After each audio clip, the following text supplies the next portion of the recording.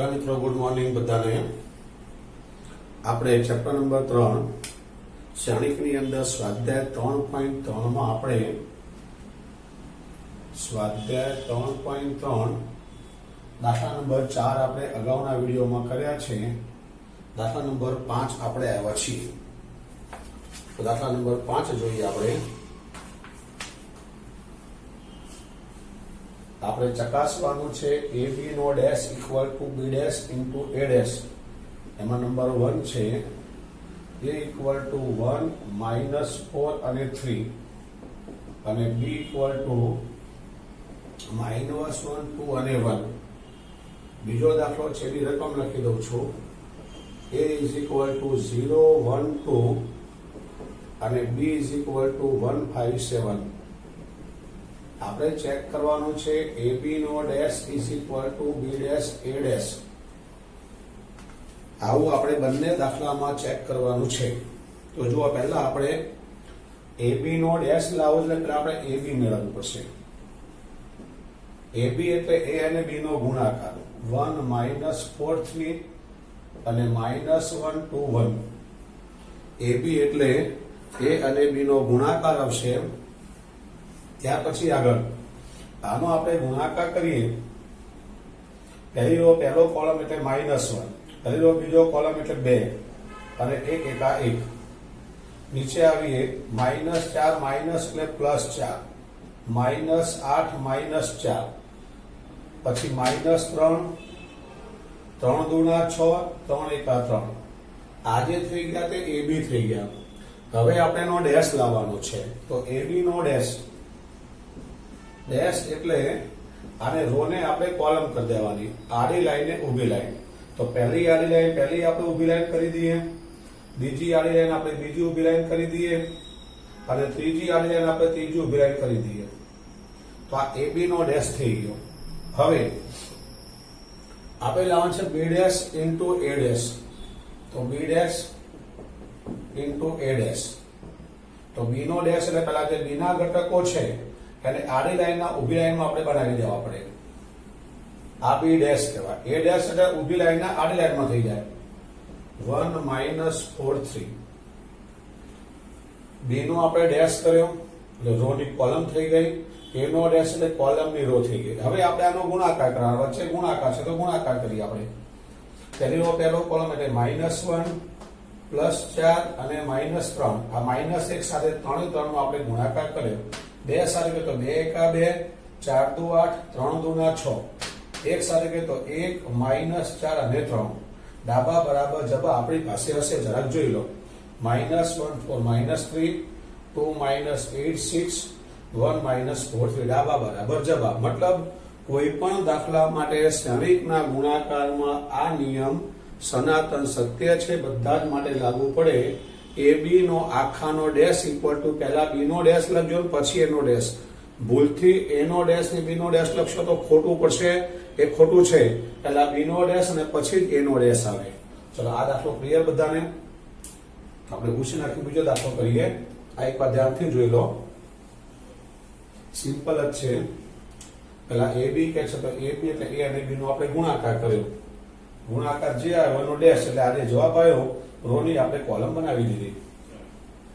પછી આપણી પાસે અહીંયા છે, અહીંયા આપણી પાસે કે a અને b માટે b dash into a dash. તો પહેલા આપણે b ડેશ લેવાના, પછી આપણે a ડેશ લેવાના।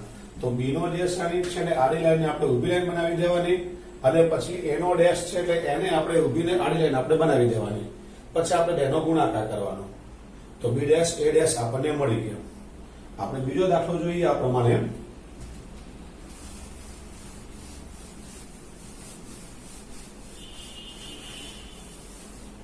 જો આમાં પણ આપણે પહેલા ab નો ડેશ લાવવો છે એટલે પહેલા આપણે ab બનાવવું પડશે। તો પહેલા ab, તો a ના ઘટકો છે આપણી પાસે 0 1 અને 2, b ના ઘટકો છે આપણી પાસે 1 5 અને 7। આ a અને b ના જે ઘટકો આપણને આપ્યા છે એ ઘટકો આપણે બેઠા લખી હવે આપણે એનો ગુણાકાર કરીએ। પહેલો કોલમ તો 0 સાથે કોઈ પણનો ગુણાકાર 0, 0 સાથે 1 0, 0 સાથે 5 0, 0 સાથે 7 0। હવે 1 સાથે તો 1 into 1 1 1 5 1 7 2 સાથે 2 5 2 10 7 2 14 આપણને AB મળી ગયા. હવે આપણે AB નો ડેશ કરીએ. AB નો ડેશ એટલે રો ની આપણે કોલમ બનાવી દેવાની. પહેલી જે આડી લાઈન છે પહેલી ઊભી લાઈન બનાવી દેવાની. પછી 1 5 અને 7 પછી 2 10 અને 14 આ થઈ ગયો AB નો ડેશ. આ તો AB આ AB નો ડેશ. હવે આપણે B dash into A dash લાવીએ. B નો ડેશ એટલે B જે ભાગ છે એને આડી લાઈન ઊભી લાઈન આપણે બનાવી દેવાની. અને આની આપણે કરવાની 0 1 અને 2 આ ઊભી લાઈનની આડી એને ડેશ કહેવાય. પણ પહેલા B નો ડેશ લખવાનું ધ્યાન રાખવાનું કારણ કે આપણે B નો ડેશ જ પહેલા કહેવામાં આવશે. હવે આનો આપણે ગુણાકાર કરીએ તો 1 into 0 1 1 into 1 1 1 into 2 2 5 સાથે 0 0 5 એકા 5 5 દુના 10 7 સાથે 0 0 7 એકા 7 7 દુના 14 ડાબા બરાબર જવાબ આપણને મળી જશે. જરા જોઈ લો 0 1 2 0 1 2 0 5 10 0 5 10 0 7 14 0 7 14 ડાબા બરાબર જવાબ આપણને મળી ગયા. ચલો એકદમ ક્લિયર આની અંદર. દાખલા નંબર એના પછી નો કરીએ આપણે. દાખલા નંબર 6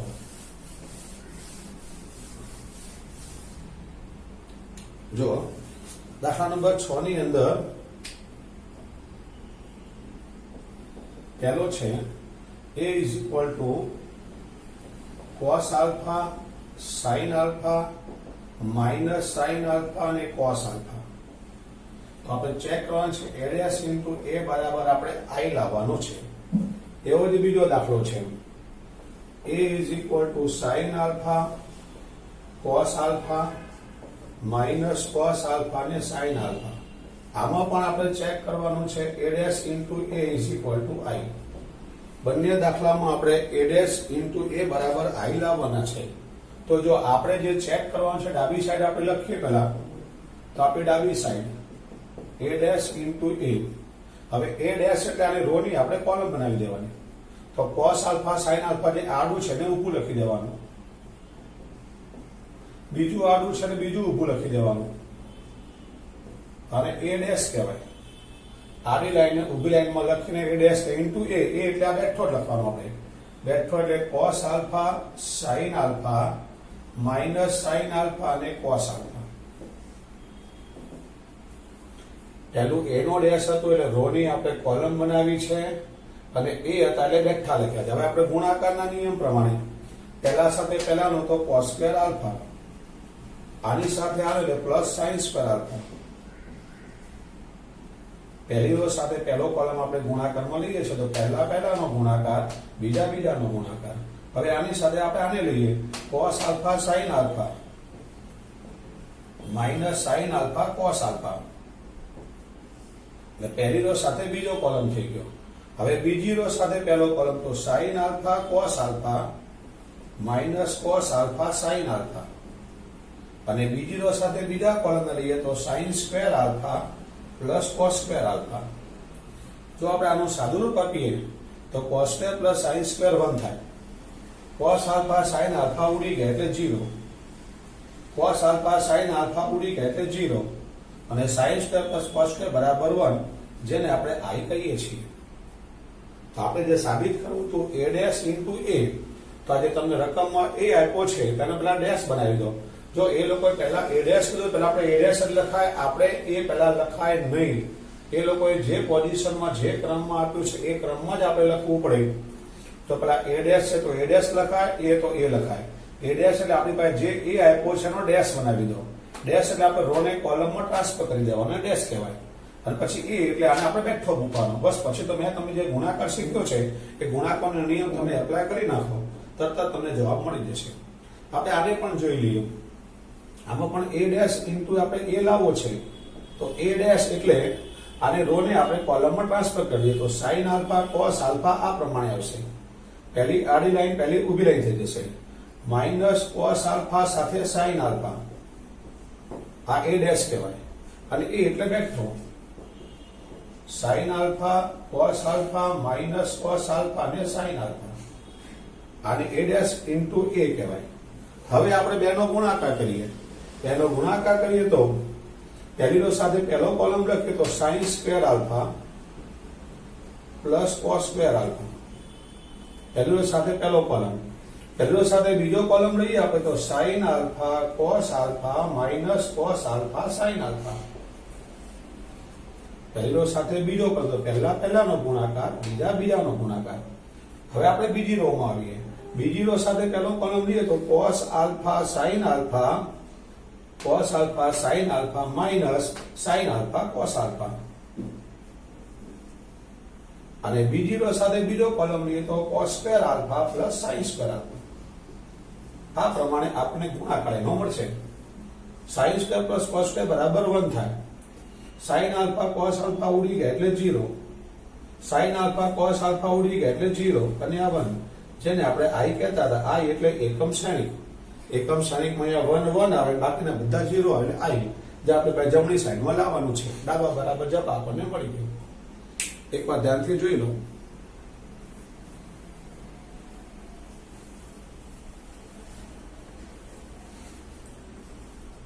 રેડી? આગળ વધીએ. દાખલા નંબર 7 જોઈએ આપણે.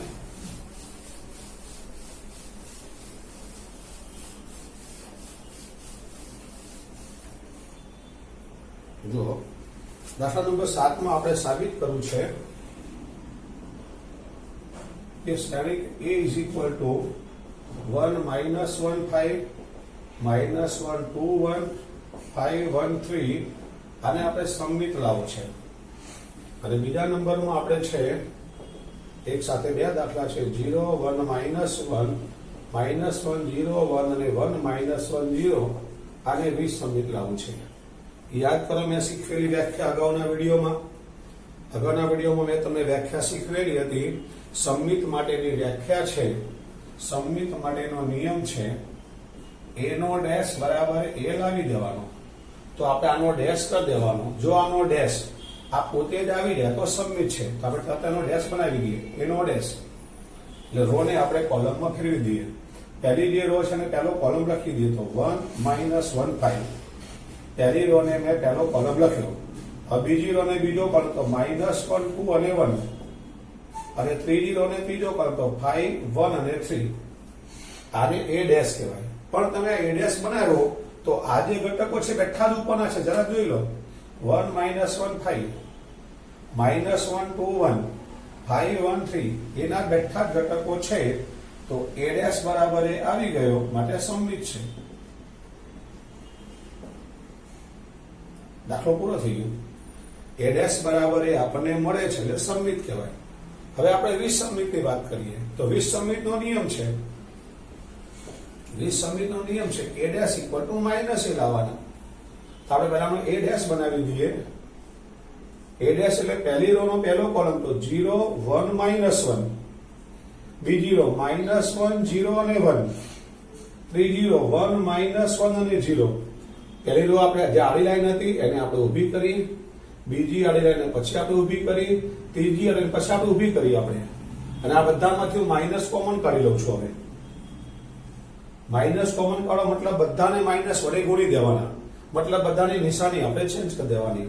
તો 0 માઇનસ આ +1 થાય, આ -1, આ -1 0 ને આ +1 +1 -1 0. આપણે માઇનસ કોમન એટલા માટે કાઢ્યા કે માઇનસ કોમન કાઢીએ તો મૂળ શ્રેણી પાછો આપણે આવી ગયો. જરાક જોઈ લો.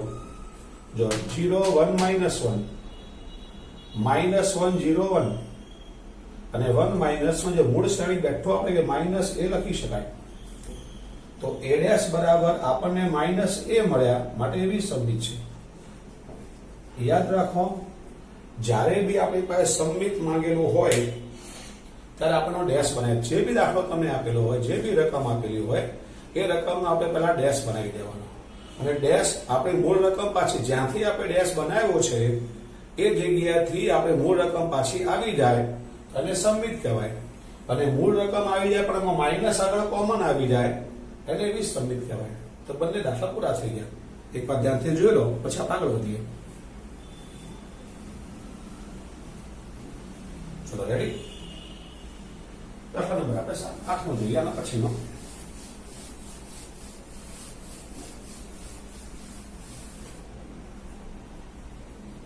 દાખલા નંબર 8 એમાં છે a ઇઝ ઇક્વલ ટુ 1567 તમારે સાબિત કરવાનું છે a પ્લસ a ડેશ સમમિત છે અને a માઇનસ a ડેશ વિસમિત છે એવું આપણે લાવવાનું છે. તો જો અત્યારે આપણે પહેલા સમમિત લાવવાનું છે કોને? આને. તો પહેલા આપણે આ મેળવવું પડશે, પછી આપણે આખાનો ડેશ કરીશું અને મૂળ પાછો આવી જવો જોઈએ. એટલે આપણે કરીએ જો a પ્લસ a ડેશ આપણે પહેલા મેળવી લેવાનું. તો a એટલે 1567 અને a નો ડેશ એટલે 15 ઊભા આવશે, 67 આ પ્રમાણે આવશે. પહેલી આડી લાઈન પહેલી ઊભી લાઈન, બીજી આડી લાઈન બીજી ઊભી લાઈન. આને a પ્લસ a ડેશ કહેવાય. હવે આનો આપણે સરવાળો કરીએ તો 1 ને 1 2, 6 ને 5 11, 6 ને 5 11 અને 7 ને 7 14. આ આપણને a પ્લસ a ડેશ મળી ગયા. હવે આપણે એનો ડેશ કરવાનો, આનો ડેશ. આ જે જવાબ આવ્યો ને આપણો, આપણી પાસે જે જવાબ આવ્યો આને કહેવાય a પ્લસ a ડેશ. હવે આનો ડેશ કરું છું અને એનો જવાબ એ પોતે જ લાવી દઉં છું. જો એનો ડેશ એ પોતે જ આવી જાય તો એને આપણે સમમિત કહી શકીએ. તો જો a પ્લસ a ડેશ એનો ડેશ એટલે આને રો ની આપણે કોલમ બનાવી દઈએ. તો 2 11 ને આપણે ઊભા લખવાના. આ બે આડા જે 2 11 છે મેં ઊભા લખ્યા, બીજા આડા છે 11 અને 14 એને મેં ઊભા લખ્યા. તો આ જે છે બેઠો પાછો આવી ગયો, જરા જોઈ લો. 2 11 2 11 11 14 11 14. તો આપણો મૂળ પાછો જે હતો તે a પ્લસ a ડેશ આપણને મળી ગયો.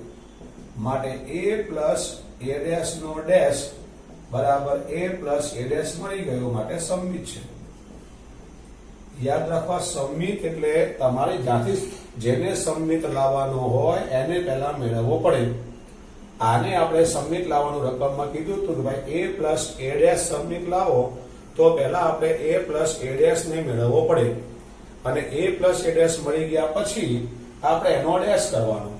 ડેશ કરવાથી જે જવાબ આવે છે તે મૂળ પાછો આપણે ક્ષણિક આવી જાય તો એને સમમિત કહેવાય. અને જો આમાં આગળ માઇનસ કરી જો મૂળ આવતો હોય તો એને વિસમિત કહેવાય. આપણે બીજો કઈ તમને વધારે ખ્યાલ આવે. બીજો આપણી પાસે a માઇનસ a ડેશ માંગે, જરા જોઈ લો રકમમાં. a માઇનસ a ડેશ, તો a એટલે આપણી પાસે છે 1567. હવે a નો ડેશ તો 15 ને આપણે આમ લખવા પડે, આડી લાઈને આપણે ઊભી લાઈન લખી, પણ 67 આપણે આમ લખવા પડે. આપણે બાદબાકી કરીએ તો 1 માંથી 1 જાય તો 0, 5 માંથી 6 જાય તો -1, 6 માંથી 5 જાય તો 1, 7 માંથી 7 જાય તો 0. આ a માઇનસ a ડેશ આવ્યા. હવે આપણે એનો ડેશ બનાવીએ, a માઇનસ a ડેશ નો ડેશ. હવે ડેશ એટલે આપણી પાસે આડી લાઈન છે ઊભી લખવાની, 0 -1 આડીને આપણે ઊભી લખી, બીજી આડી લાઈન ને બીજી ઊભી લાઈન લખવાની આપણે. તો આ મૂળ ક્ષણિક બેઠો નો આવ્યો, જરા જોઈ લો. તો બેઠો નો આપણે માઇનસ કોમન કાઢવાના. માઇનસ કોમન કાઢો મતલબ બધાને માઇનસ વડે આપણે ગુણી દઈએ. તો 0 -1 1 અને 0. હવે આ બેઠો આવી ગયો, જરા જોઈ લો. 0 -1 1 0 બેઠો આવી ગયો તો બરાબર માઇનસ આ એટલે આપણો a માઇનસ a ડેશ આપણને મળી ગયો. તો a માઇનસ a ડેશ નો dash minus a minus a dash આપણને મળે છે, માટે વિસમિત છે. જો માઇનસ મળે તો વિસમિત અને પ્લસ મળે તો સમિત. એક વાર ધ્યાનથી જોઈ લો. ગમે ત્યાં બી આપણે સમિત લાવવું હોય તો અહીંયા જે મૂળ છે એનો ડેશ બરાબર પોતે લાવી દેવાનો. વિસમિત લાવવો એટલે જે કીધું એનો ડેશ કરો અને જે મૂળ હતો એમાં માઇનસ કોમન કાઢો, એ પ્રમાણે આવવો જોઈએ. એને વિસમિત કહેવાય. ધ્યાનથી બરાબર જોઈ લો.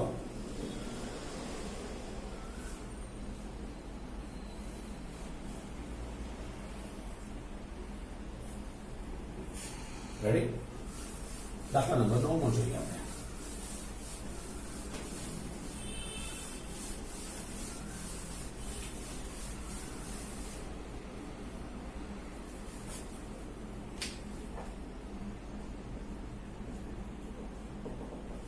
a is equal to 0 ab minus a 0 અને c minus b minus c ને 0.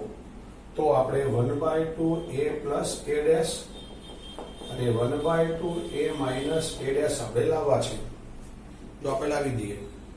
પહેલા આપણે લખીએ 1/2 આ a અને પ્લસ a ડેશ. એ લોકોએ જે કીધું છે પણ 1/2 a પ્લસ a ડેશ, તો a એટલે 0 a અને b, માઇનસ a 0 અને c. આપણો આ બેઠો આપણે a લખી નાખ્યો. ઉપર લખું છું 1/2 a પ્લસ a ડેશ ઉપર લખું છું.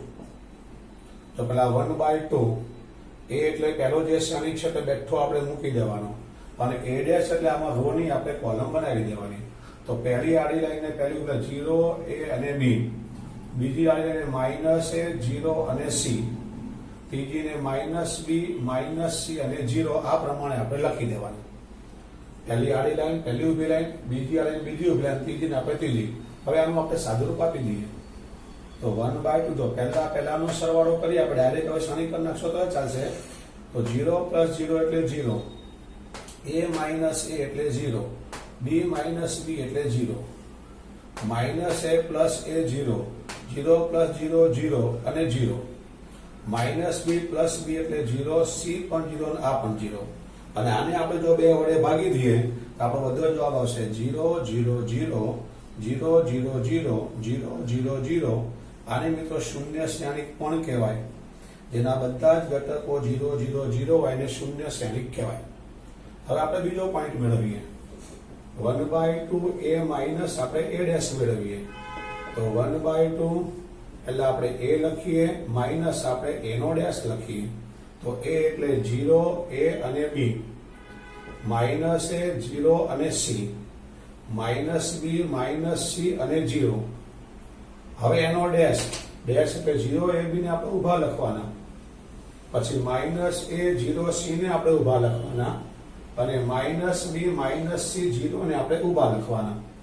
ઊભા લખી નાખ્યા આપણે. હવે આનું આપણે સાદુરૂપ આપી દઈએ. 0 માઇનસ 0 0, a માઇનસ એટલે પ્લસ 2a અને પ્લસ 2b,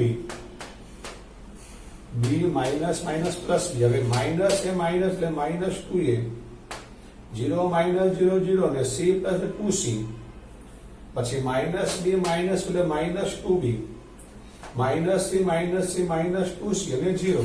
આ પ્રમાણે આપણને a માઇનસ a ડેશ મળે છે. બધાને આપણે બે વડે ભાગી દેવાના. હવે આ 1/2 નો મતલબ દરેક ઘટકને આપણે બે વડે ભાગવાના. 0 ab minus a 0 c minus b minus c અને 0 આપણને મળે છે. તો તમે જો આપણો મૂળ બેઠો જ ઘટક આપણને મળી ગયો, બરાબર a આપણને મળે છે. આ દાખલામાં આપણને a મળે છે. જરા જોઈ લો તમે. બે વડે આપણે ભાગ્યા. 0 ab તો 0 ab માઇનસ a 0 c અને માઇનસ b. આ દાખલામાં 1/2 a માઇનસ a ડેશ કરીએ તો આપણને a મળે છે, અને 1/2 a પ્લસ a ડેશ કરીએ તો આપણને શૂન્ય સ્થાનિક 0 0 0 મળે છે. એક વાર ધ્યાનથી જોઈ લો. આપણે આ વિડીયોમાં આટલું લખીએ છીએ. Thank you.